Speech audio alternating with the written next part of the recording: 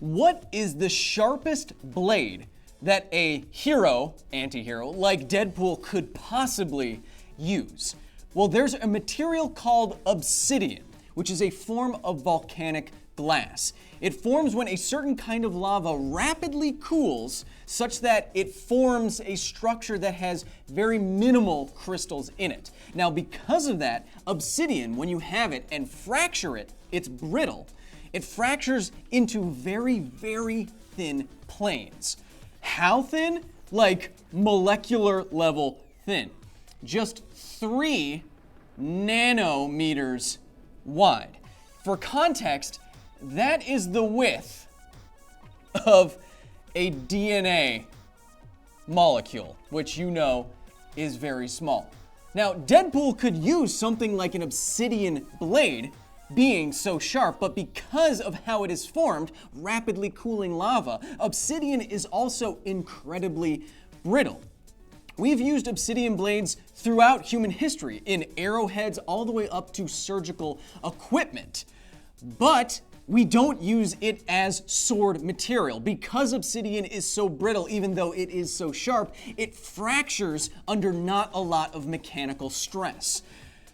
That is why it's actually banned for medical procedures on humans in the form of scalpels, because little pieces of it can break off into flesh. But imagine it. Deadpool breaks out an expertly crafted single-use obsidian blade and hits an enemy that cuts better than any sword has ever cut anything, and fractures into millions of shards of microscopic pieces of ultra-sharp glass that go and stay in the enemy and cause immense pain. That sounds like something devious and evil and interesting enough to find its way right into comic books. At least I think so. Hello, and welcome to another edition of Because Science Live. I'm your host, you know me, and this is the show where I take all of your nerdy questions and comments and corrections live. It's the third tier of the Because Science channel. We give you content, we reflect on that content, and then I try to come up with stuff off the top of my head for free. So we have Nate here. He's managing the comments questions. Make sure to keep stuff spoiler free as much as possible. I know there's a lot of cool movies coming out, but Nate, what do we got? From Storm the Enemy, is it possible to create a device to destroy the electrons holding things together? What?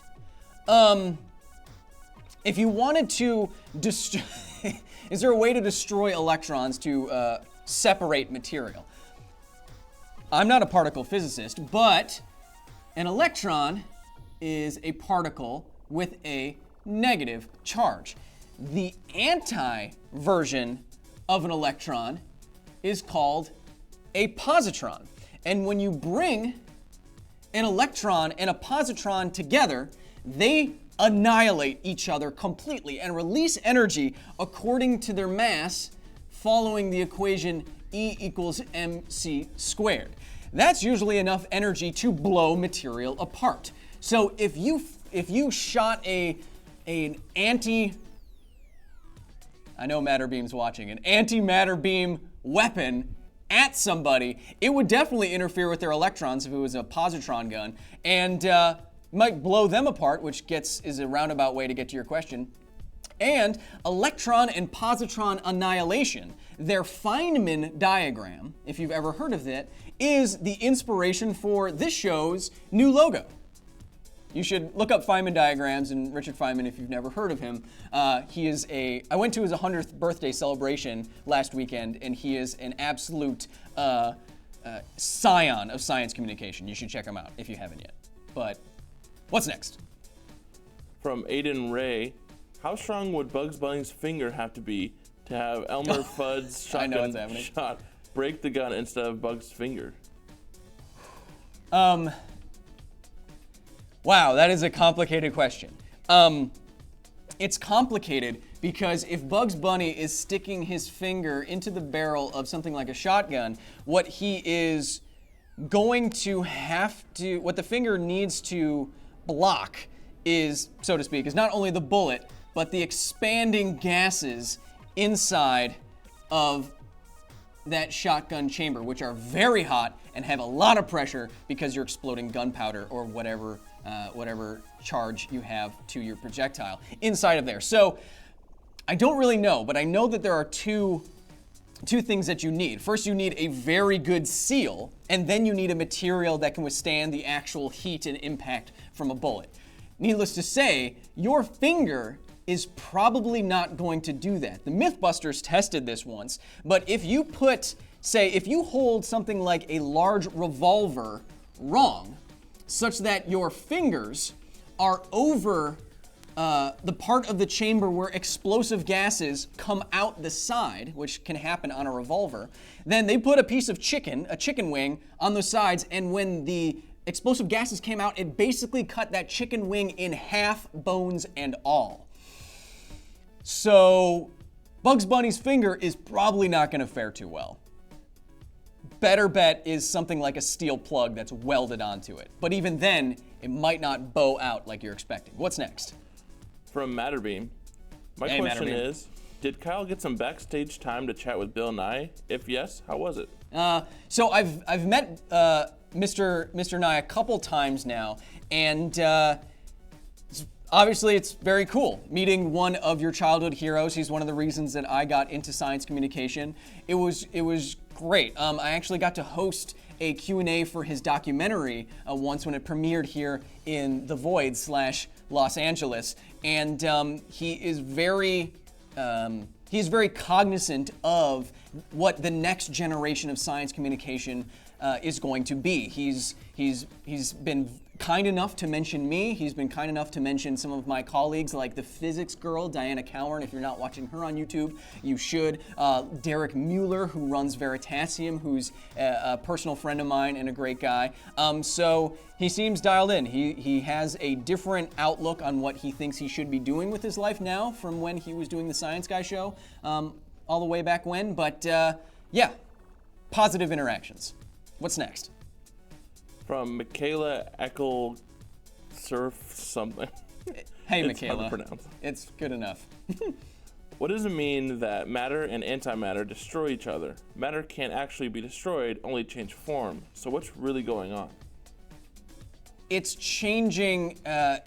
So you're going a little bit above my head, Michaela, I gotta be honest. But because as Einstein had the insight, there's a mass energy equivalence. And so energy, which is also can be considered mass in certain frames of reference, or in all frames of reference, it cannot be created or destroyed from nowhere. So it is just changing forms. It's like, mass annihilating into energy is just a change in form. All of that stuff is still there. It's kind of like how different forms of energy in a system just change into other forms of energy. If let's say you have a wall here and you have a bullet coming into impact that wall with nice, pretty bricks. No mistakes here. It's just our own little universe, just our own happy bricks. No mistakes, I just like to science the devil out of it. If you have a bullet here and it has some kinetic energy, it has pretty much all kinetic energy until it hits the wall, at which point it loses all that kinetic energy. Well, you can't destroy it, just like you can't fully destroy mass, so where does it all go?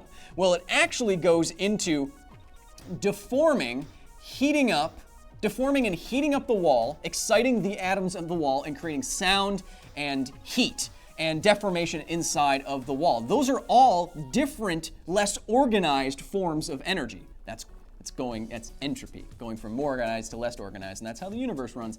But so you have the energy transforming from one form to another form, but it's still present.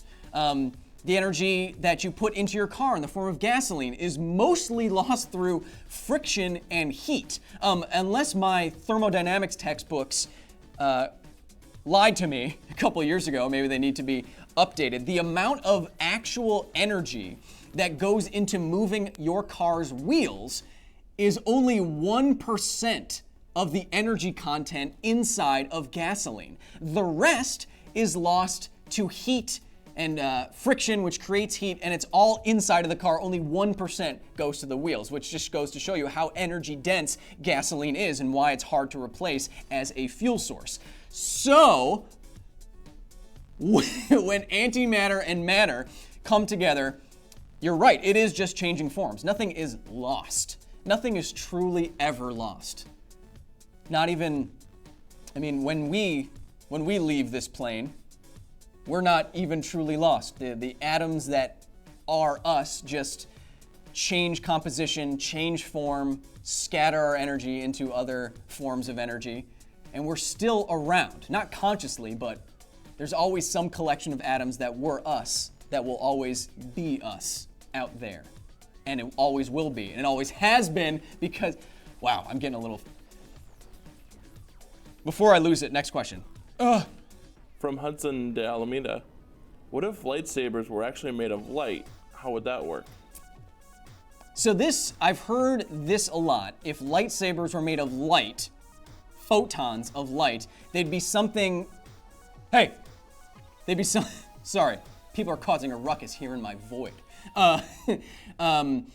If lightsabers were made out of something like hard light, I don't know if they'd have the same properties of a lightsaber. The photons in a lightsaber's beam would have to be moving around. They're not, this is confusing because photons are not solid. Like they're waves of X-rays, gamma rays, visible light rays. There's nothing that can be impacting each other. Say if you had two photons that would come together and repel each other like you see in Star Wars. I don't think the hard light concept really works. Now, I know that people like Brian Cox, who's a wonderful science communicator, and Neil deGrasse Tyson have talked about how if you have a certain kind of photon, they might interact with other photons in a repulsive kind of way. And this is very high theoretical, high energy physics and such. But in general, I think having something like a confined plasma inside of a large magnetic field makes more sense on every level. I haven't really, to be honest, looked too much into the hard light concept because of that. So, I don't know, I think is the answer. What's next? From Blind Panda, hey Papa Science Man, if the moon slowly was scooted away from the Earth at something like few centimeters a day, oh no, when do you think we would notice it and how? The moon is slowly receding. Its orbit is increasing in radius, if you consider the Earth the point system, the origin. But the moon is getting further and further away from us. If it was moving at it's moving much less than 1 centimeter a day. And I don't think we would notice until it was many, many kilometers difference. So if you have, oh no, this is a mistake trying to do math in real time, but if you have 1 centimeter a day, this is called dimensional analysis, and I might not be able to do the math, but if you have 1 centimeter a day, there are 100 centimeters in one, oh man, this is really bringing me back, in 1 meter, and then there are 1,000 meters in 1 kilometer. You start to see that because of what you have to divide by, there's going to be a lot of time, days, before it gets out to kilometer levels, before the moon is 1 kilometer away or more. So first you have to get to, a meter, so that's going to be 100 days, and then you have to get to a kilometer, which is 1,000 of 100 days. So you see what I'm saying here? By the time the moon, I think, you'd have to do the math, which I cannot do in full here. I think before the moon got a significant distance away and such that it messed with the tides or whatever, it would be many, many, many, many, many, many, many, many years. All that is to say that you probably wouldn't notice in real time. There'd probably be a day in which you're like, oh, something's a bit weird. It's kind of like how climate change progresses. It's getting progressively hotter, but it's not immediately hotter, so it's hard to notice day-to-day changes. But over time, you can notice a big change. And climate change will be more of a concern than this would be. Climate change is more of an immediate concern based on its progression than the moon moving away from the Earth as it stands right now. Reduce, reuse, recycle. What's next? From Rebecca Basta. I love Infinity War. What's your favorite Marvel character?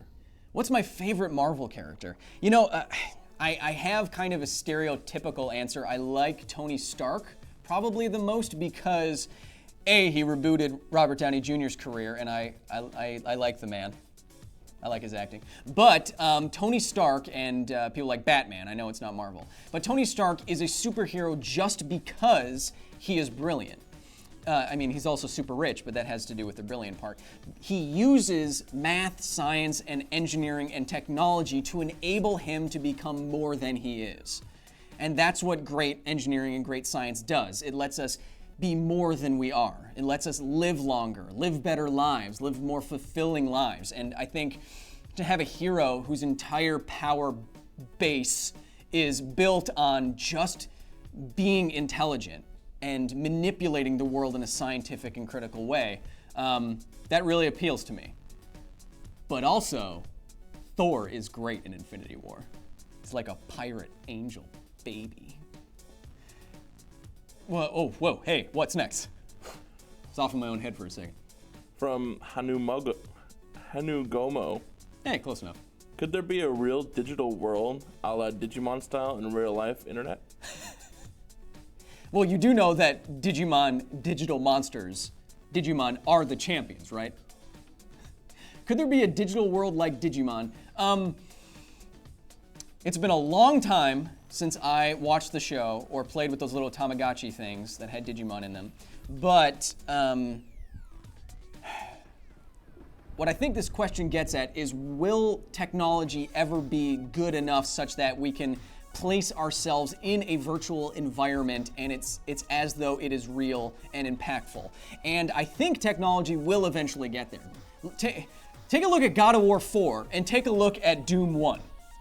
We've come a long way in a very short amount of time. Look at what virtual reality games are doing. Now, if you combine that with technology like haptic technology, which sends you sensory feedback like giving you certain vibrations or things like that, extrapolate all of that out, and I believe that you could be in an immersive enough environment that your brain would be confused in what is real and what is not real. I was playing Uncharted 4 Thieves End when it came out, and there were sections of that game where I wasn't sure if it was live action footage or not.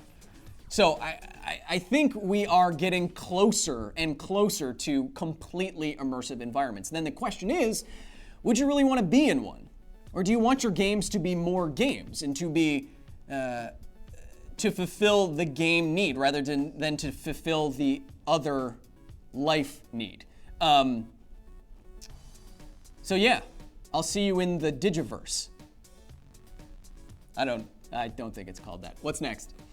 From Kyle Bolander. Hey, cool name. The first one. If the human body's average temperature is 98.6 degrees, sure, then why does 90 degrees outside feel hot even though it's cooler than our body? Okay, I know, dang it, I know the answer to this question, and I learned it and I was like, oh, hey, but I don't know if I'm gonna say it right off the top of my head. But your body maintains what's called homeostasis, and you're exuding, just in the form of heat, I think the value is around 100 watts or 100 joules per second. You're like a light bulb in terms of heat just from your body. And your body regulates your heat output through the process of homeostasis. These are feedback loops inside, feedback Luke. Sounds kind of cool. Feedback loops inside of your body that maintain your temperature. It's kind of like a thermostat and a thermometer that changes the heat inside of your apartment or your home or whatever. Now, your body wants to maintain that 35 degrees Celsius temperature. And I know I always remember 35 because I used to work in a lab where we would make bacteria that fed on wastewater, and we had to keep the little bacteria inside of a room that was 35 degrees Celsius, and it smelled like farts. It was terrible. It was the middle of winter. I had to go in there with a tank top on. It was awful. Now, because your body wants to maintain that 35 degrees centigrade value, if it senses that if the outside is still around that value, it has to work against changing your body's temperature, right? If the outside is very hot, or if the sun is beating down on you, it is acting to change your own internal regulatory mechanisms. So it's acting to increase your temperature more than 70 degrees would. So 70 degrees Fahrenheit outside feels pretty comfortable because it's not acting as much to change our own internal thermostat, so to speak. But 90 degrees Fahrenheit or 100 degrees Fahrenheit is acting very much so to do that, more so than colder temperatures. So I think I may have gotten that right.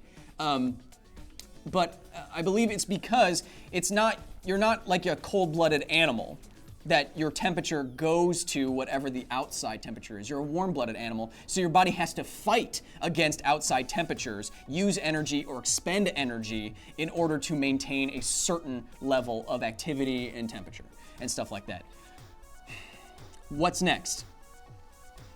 From Christian Sebastiano Bado, sorry for your name.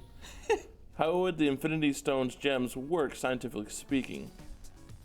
So I did a video on this, kind of, called What's Inside the Infinity Stones, I think I said. And you can go back and watch that episode. It's on Nerdist. It's before we started our own channel. But my theory, and Canon will say differently, but my theory was that inside something like an Infinity Stone, I have no color for black. I'll just... inside of an Infinity Stone could be something like a black hole. And because the collector in the MCU mentions singularities, possibly inside of the Infinity Stones, then there might be a black hole which has a singularity in it, where where the physics breaks down as we know it inside of the black hole. Now, if the black hole, the Infinity Stones are small, right? Like smaller than this. So the black hole would also have to be quite small. Now, one of the things that Stephen Hawking is famous for is something called Hawking radiation, and he found he was trying to figure out if things can actually escape a black hole, and he did a thought experiment where, say you have a black hole, what would happen if these little I can't go into all this, but what would happen if a pair of virtual particles popped into existence, one inside of the event horizon of a black hole, and this kind of looks like Deadpool's face, and one outside of the event horizon of a black hole. Because these are paired up, if one falls into the black hole but the other doesn't, the black hole, I think I'm getting all this right, the black hole loses energy, loses mass. And so over time, you think, or Hawking thought, that a black hole can actually lose mass over vast timescales and eventually evaporate and disappear into nothing. This scales with how big or how small the black hole is. If the black hole is very small, it is going to emit more Hawking radiation. Now, there's a really cool concept in sci-fi. It's a black hole engine, where what if you put some apparatus around a black hole that it could capture all of the Hawking radiation and use it, turn it into heat energy and steam or what have you, steam and electricity. If a black hole was a certain size, if it was small enough, you could get quite a bit of energy indeed. And if it was inside of an Infinity Stone, if it was this small, you'd be getting a lot of energy from a black hole depending on its mass. So that's what I liken to cracking one of these or grabbing it and feeling all of that Hawking radiation energy coursing through your body to act to vaporize you, like we see in Guardians of the Galaxy 1. Yes. So that's what I think could be inside something like an Infinity Stone. An infinite singularity at the heart of a black hole inside of an Infinity Stone. Yeah. Yeah, I'm sure I summarized very complicated theoretical physics in 10 seconds. What's next? Ouroboros9 says, "Hey Kyle, How hot can hot be? What's the absolute highest possible heat that heat can be? Oh, I don't know what the hottest possible hot is off the top of my head. I think it's unbounded. I think it might be infinite. But check out, I think Vsauce has a video on what is the highest possible temperature. There is an absolute zero, and we base, so one way to think of temperature is the kinetic energy of particles as they move. The more kinetic energy they have, the more they bounce around and hit stuff. So like think of a particle in between, inside of a canister, like a gas particle. Now if you heated up that gas, then it would have more energy and it would hit the walls harder, which would create more pressure, more forceful pushes. So you can think of temperature. You can think of temperature in the same way as the kinetic energy of the particle. It goes up when temperature goes up. If you reduce this particle down, if you stop its motion such that it has zero kinetic energy, then it will have zero temperature or 0 Kelvin. Okay. And that's absolute zero, when particles stop moving. But I do not know if there's a similar thing for hotness. There's videos on it. You should check those out because they did it over the course of weeks of research, and this is off the top of my head. What's next? I think we have time for 1 or 2 more questions. Yeah. From Parker Jones, do you have degrees or did you just decide to learn all this stuff? And what areas do you consider yourself proficient? I was thinking about this today because for whatever reason, there's a lot of backlash against science communicators like Bill Nye. And some of you may think this because I know you comment on my photos and stuff like that. And you say, oh, but he doesn't have a degree. What I would say is that it's not always the degree that makes the best science communicator. I would argue that someone like Bill Nye with a bachelor's degree in mechanical engineering has done more for the advancement of science and in creating more scientists than most scientists with PhDs have. You can take that or leave that. But for me, I have a degree in civil and environmental engineering from Marquette University in Wisconsin, a bachelor's degree. And then because I wanted to get into science communication, I have a master's degree in science communication from the same university. And I was thinking to myself, does that really matter? Does it help? Well, there are some areas of science where I think if you're a proficient Googler, you can kind of fall into this trap of thinking like, oh, I went on Wikipedia and I looked at Hawking radiation. I think I get it. No, you talk to the people who do science for a living, and the depth of knowledge on quantum mechanics or Hawking radiation or what have you is so vast that you have to dedicate your life to it or else it's very hard to understand. So I think science communicators can fall into a trap, myself included, that when you just Google something, you feel like you're proficient. I do not consider proficiency unless you have really, really studied it, not just Googling it. So I feel more at home talking about, because I have basic degrees and not a PhD, I feel more at home talking about basic physics, basic engineering, basic math, and stuff like this. And if you watch my videos, you see that I don't really go into high-end concepts because I feel like I do not have the chops for that. If I can't understand it, I cannot communicate it very well to you. And if I don't understand it, then it's disingenuous for me to try to say, oh, I know this, now you know this, and we are all the same knowledge level. How would I know that? At the same time, if you don't have a PhD, you can still be a great science communicator. You can still know what you don't know and know what you do know and really work hard at communicating what you do know in an interesting and fascinating and impactful way. I think that's what Bill Nye does, even though he doesn't have a PhD. That's what I try to do, even though I don't have a PhD. If you love the process of science, you can learn enough about it to get the basics, and you can talk about the basics. Otherwise, if you overstep your bounds, and if I try to tell you the math behind Hawking radiation, then I probably would need a PhD. But just explaining its basics, given my background in physics, I think I can get a handle on it. Otherwise, I would not try to communicate it to you. So that's my background, and those are my thoughts on what makes a good science communicator. I think scientists often discount. Let's flip it on the other side for a second. I think science communicators often discount, and people on the internet who write these comments, often discount how important good communication is. In my estimation, communication is, if you want to be a science communicator, is just as important as the degrees you hold. It is just as much of a skill.